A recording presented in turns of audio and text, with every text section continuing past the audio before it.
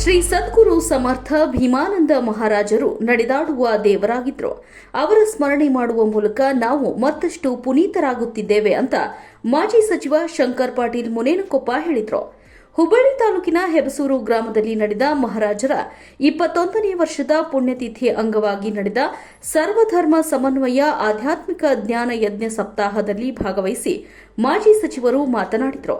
ಜಾತಿಗಳಿಗಿಂತ ಹೆಚ್ಚು ದೇವರನ್ನ ನಂಬಿ ಬದುಕುತ್ತಿರುವ ದೇಶ ನಮ್ಮದು. ಸದಾಕಾಲ ಸಮಾಜದ ಜೊತೆಗೆ ಇದ್ದು ಎಲ್ಲ ರೀತಿಯಿಂದಲೂ ಸಹಕಾರ ನೀಡುವುದಾಗಿ ಹೇಳಿದರು.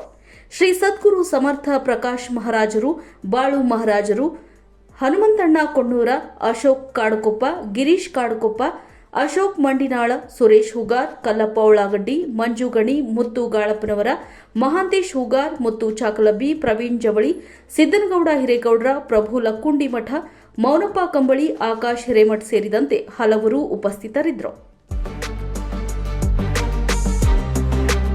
ನೀವು ನೋಡ್ತಿದ್ದೀರಾ, ಇದು ನ್ಯೂಸ್ 88 ಕನ್ನಡ, ಸುದ್ದಿಯ ಜೊತೆ ಸದಾ ನಿಮ್ಮೊಂದಿಗೆ.